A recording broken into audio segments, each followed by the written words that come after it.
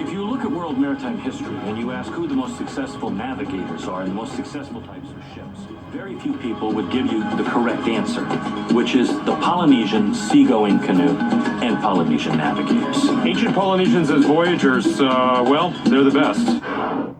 The Pacific Ocean, the largest in the world, 180 million square kilometers, larger than all the land combined. While European mythology said the ocean was full of sea creatures and monsters, we were navigating it like it was child's play. We are the greatest explorers the world has ever seen. But they never teach us this. This is the history relevant to me. This is the history they don't teach me at school. When the first Europeans came to the Pacific, they were shocked by what they saw. Everywhere they went, they saw hundreds of sailboats about the sea. Contrary to popular belief, the first pictures of Polynesian boats were not of paddle boats. They were of sailboats, yachts, dhows, and catamarans, boats which harvested the power of the wind. In 1616, Dutch navigator Jacob Lemaire wrote about hundreds of huge sailboats he saw around Tonga. French explorer Jules Sebastien César Dumont d'Urville drew pictures of these boats and the huge warehouses the Tongans built to house them. 2,000 miles away in Tahiti, Captain James Cook wrote about how he saw sailboats everywhere, including Va'a bigger than his own ship.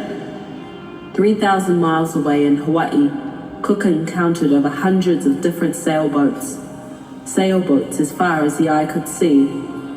In Samoa, French explorer Louis Antoine de Bougainville was so astounded by the number of sailboats and sailability that he named Samoa the Islands of the Navigators. Every Pacific island was bursting with sailing.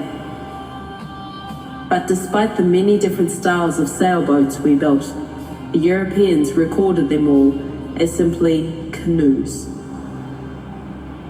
As well as the many Pacific sea vessels, Captain James Cook also noticed that despite islands being up to 6,000 miles apart, the cultures were very similar, if not the same. He also noticed that they spoke the same language. Cook realized these islands weren't isolated. They were linked.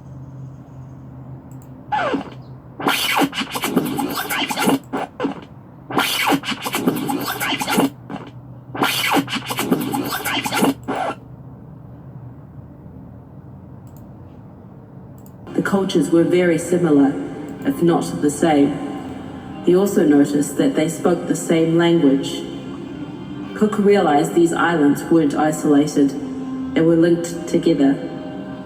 He believed all Pacific people were a single race of explorers. How should we account for this nation spreading itself so far over this vast ocean? We find them from New Zealand to the south, to these islands to the north, and from Easter Island to Hebrides.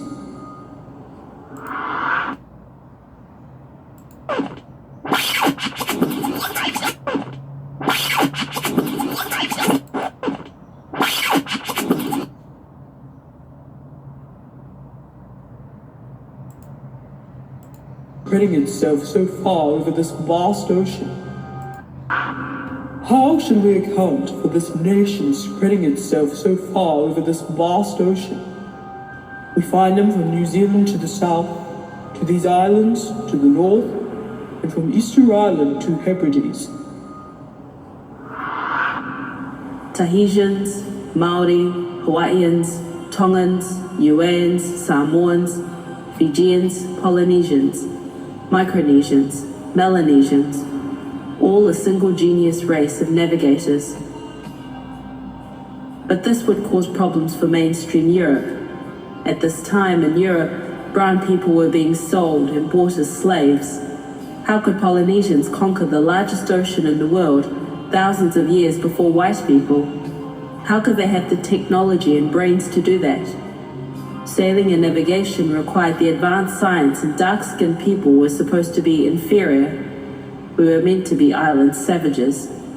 But instead, in the Pacific, Europeans found a brown race more sophisticated than them in navigation, astronomy, and sailing technology.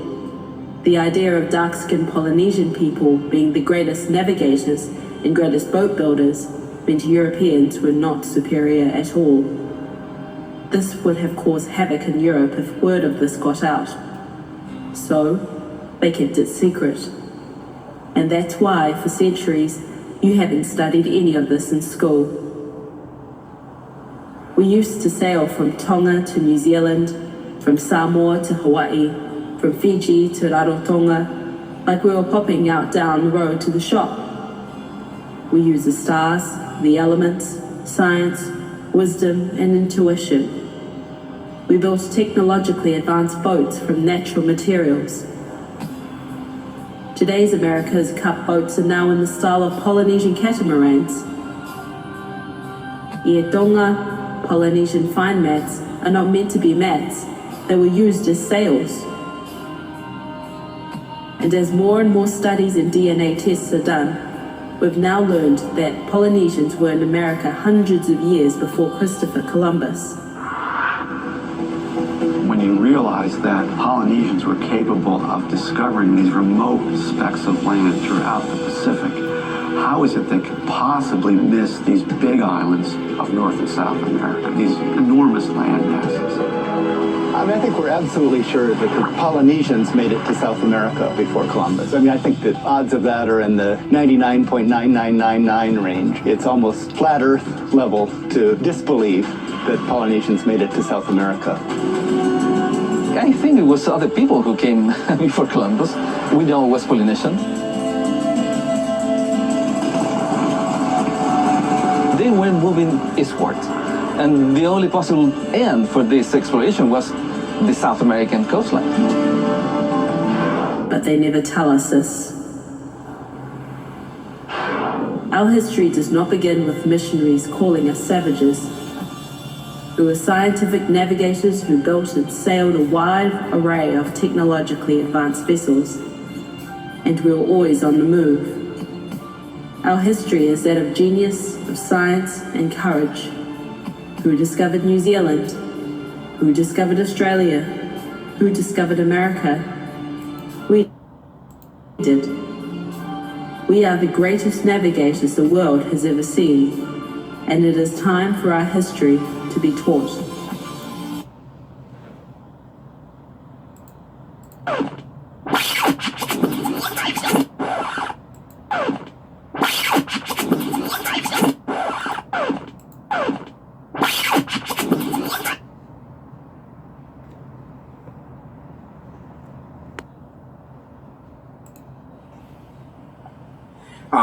I continue.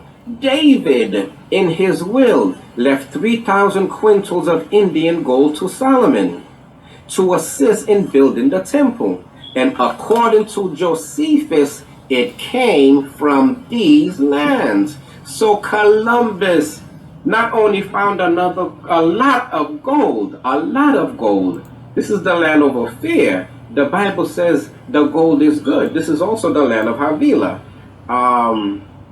Columbus said that these are the lands that Solomon got his gold from. Columbus said that the temple that David built, he added that gold to, he used that gold to make the temple pretty.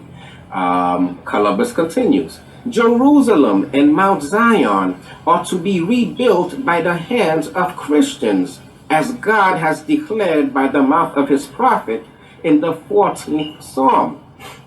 The Abbe Joachim said that he who should do this was to come from Spain. Columbus thought that that was himself. Now, Columbus believed that IET is the site of Mount Zion, that IET is the site of Jerusalem. Let me continue. This is what he had to say about IET. He wrote,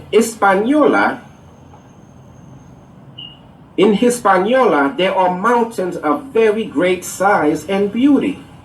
The rivers surpassed anything that would be believed by one who had not seen it.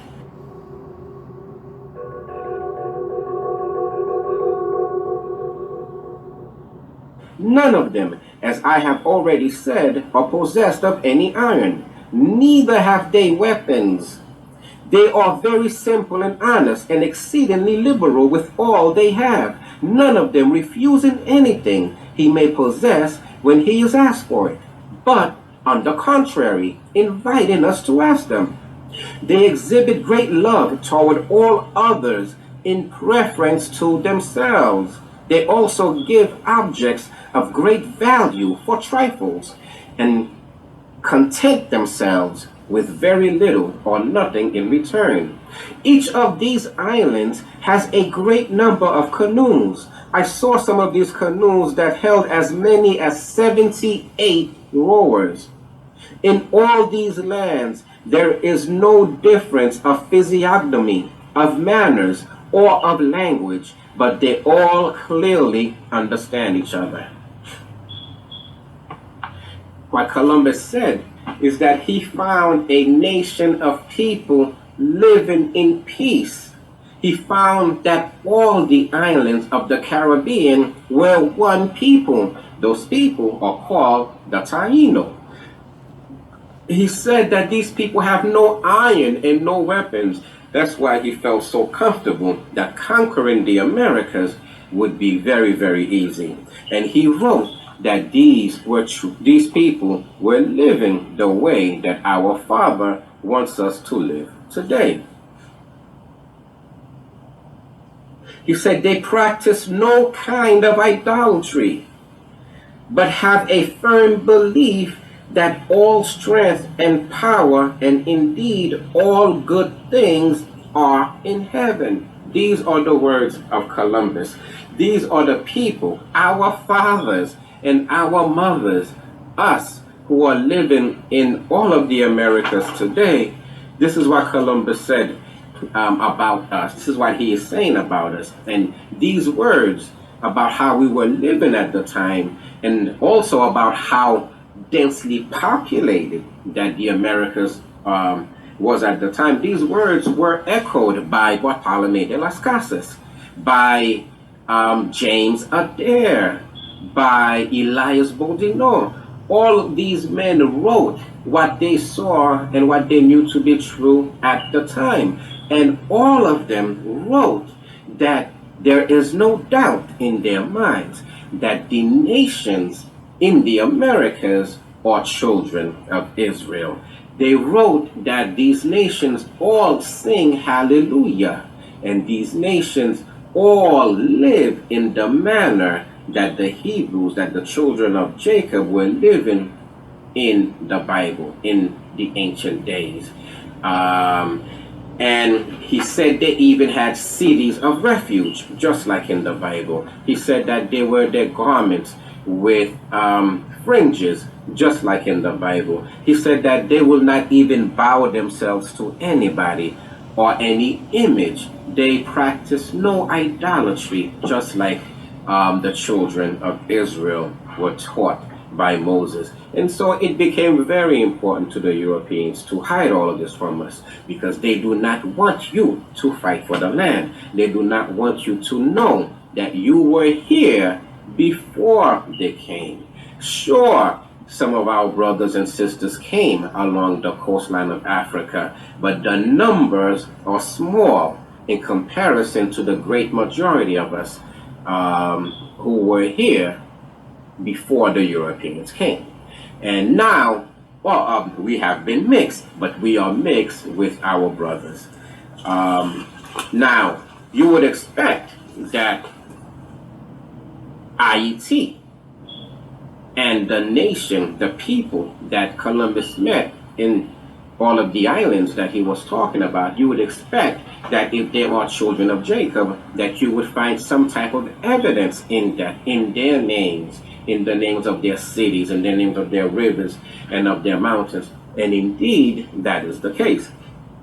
In much the same way that the other nations of the world, as their people move from land to land, as they colonize and take over places, they bring with them the names of their cities, the names of their rivers, the names of their leaders, follow them, of their founding fathers, follow them into the new place that they are moving into. We see that with the recent movement of the Europeans. You have England in the old world, in Europe, and you have New England in the New World, in the Americas.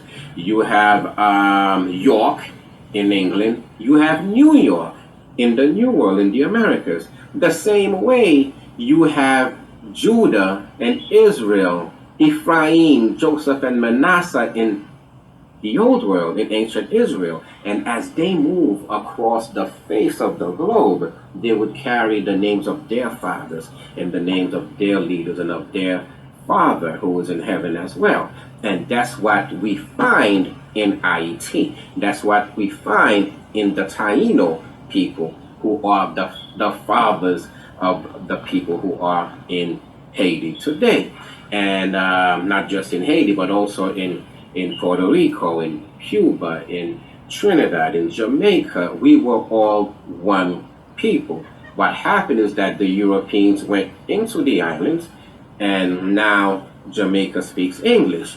Haiti speaks Creole and French, and Puerto Rico speaks English and Spanish. It is because the Europeans came and split the people, the islands, among themselves. But before they came, we were all one people, and we were called the Taino. And the word Taino itself means good. The reason why Taino means good, I don't know, but they certainly behaved that way. They and that's why they were known to all the other nations in the Americas, that Taino means good, and they were called the good people. That's because the island of Haiti, which was the center of the Taino people at the time, that island had a lot of mighty kingdoms, and in each of these kingdoms, the people were taught to live the way that God wanted us to live, and they accepted their neighbors. When somebody came from Africa to visit, or when somebody came from Europe, like Columbus did, to visit, they opened all their doors to Columbus. They took him in, they fed him, they brought him materials to repair his ship. They gave him everything that he wanted, except he turned around and put them into slavery. He handed them over to his European masters, who had the same evil intentions that he did. That is, to steal the gold and the riches of the land, and then eventually to take the land itself, which is what they've done in most of the Americas. And so what we find is that when he came to the Americas, he would have been confronted with a lot of things that showed him that these are the people of the book, that these are descendants of Israel. And that's exactly what he found.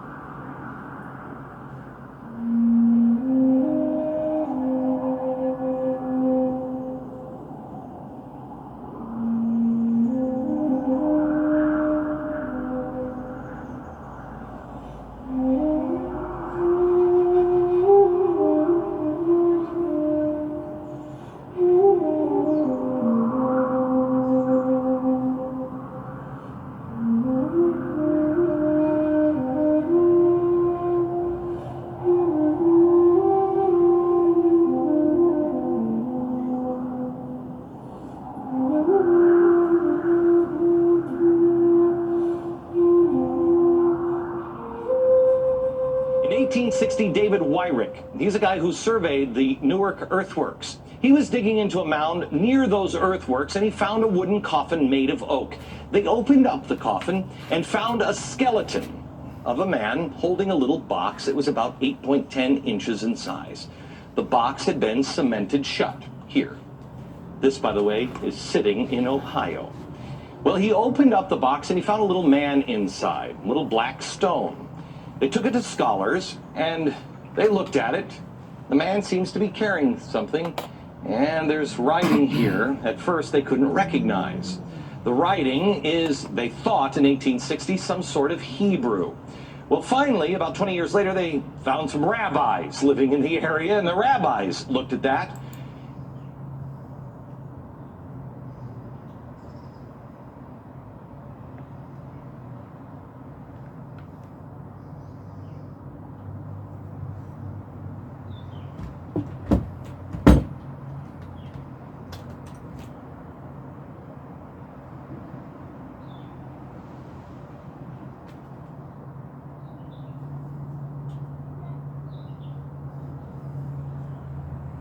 See the afro, you see the beard. See the image when we seen it right here. The afro, the beard. To a mound near those earthworks, and he found a wooden coffin made of oak. They opened up the coffin and found a skeleton of a man holding a little box. It was about 8.10 inches in size. The box had been cemented shut here. This, by the way, is sitting in Ohio. Well, he opened up the box and he found a little man inside, a little black stone. They took it to scholars and they looked at it. The man seems to be carrying something, and there's writing here. At first, they couldn't recognize. The writing is, they thought in 1860, some sort of Hebrew. Well, finally, about 20 years later, they found some rabbis living in the area, and the rabbis looked at that, and they could read it. They said it was an old kind of block Hebrew, and it was a rendition of the Ten Commandments. Now, this is another piece. Block Hebrew, they said they'd never seen anything like it. Mainstream archaeologists at the time called this a hoax. But then in 1900, or just about after 1900, in Israel, they found the same block-style Hebrew writing. Mainstream archaeologists still dismissed the findings. They found it in Israel, and they found it in Ohio. But there was another stone that they found that they couldn't argue. This is the Bat Creek stone. It was found during the course of an official Smithsonian evacuation. The Smithsonian didn't understand the meaning of the writing on the stone. They thought it was Cherokee, since it came from Cherokee country. They didn't realize that it's actually Hebrew. They had published this originally upside down. They threw it in a box at the bottom of the Smithsonian, put it in the basement. Many years later, a scholar took it out of the box, looked at it, and went, oh my gosh, it's upside down. It's Phoenician, ancient Hebrew. So what's going on here? What is that about? Where is that history? Brought here by Hebrew people in search of a new promised land. I want to know if this stone, inscribed with the Ten Commandments, might have been kept inside the ark, or was it left behind as a clue that one of the Bible's most sacred artifacts is right here in the United States. This is the Decalogue stone with the Ten Commandments written on it on all sides of it. And this is a stone box that the Decalogue was found in. Okay. So when it was found, it was enclosed in this box and you couldn't even see the stone inside. The box is carved out inside exactly to fit the Decalogue stone. Well, who's that guy? Well, this figure here on the front that's wearing a robe and a turban and holding either tablets or a breastplate, and over his head in these Hebrew letters it says Moshe or Moses. Oh. So that must be Moses. Okay, that's Moses, all right. Who delivered the Ten Commandments. Ten Commandments, okay. It seems to pass the scrutiny of the skeptics as far as the Hebrew text and the language, so now I'd like to try to add some evidence to this whole discussion.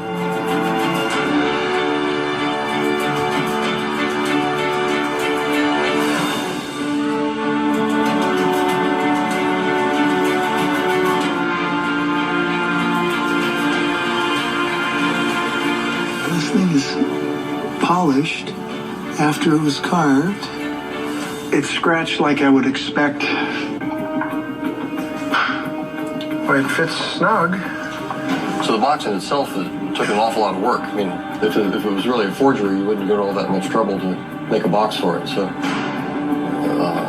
I think that speaks to its authenticity, that someone really this was very important to someone. This is a lot of work, and it's polished. It's got the detailing of the grooves. It wasn't made, as far as I can tell, from modern machinery. Geologically, I don't see any problems here that would make these things obvious hoaxes. So the skeptics have rejected this. Well, that's been a factor, but Hebrew is an odd thing to find here. The fact that it's odd doesn't mean that it's not genuine. What it boils down to is really the problem with these artifacts is that the academics don't like them because they don't fit the paradigm. And unfortunately for them, you can't dismiss things simply because you don't like them. Right. And so the evidence to me seems clear. There's no reason not to accept these as genuine, legitimate artifacts.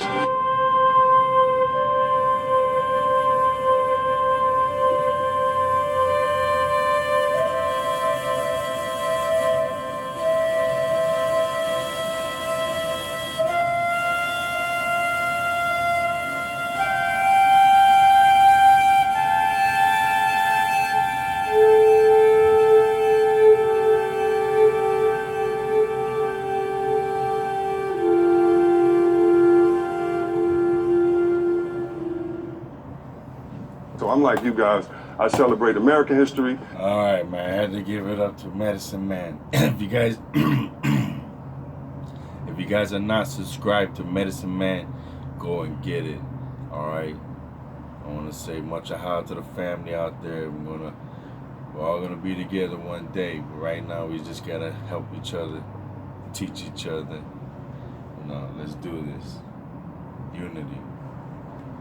Shout out to Medicine Man. Subscribe to him. All right.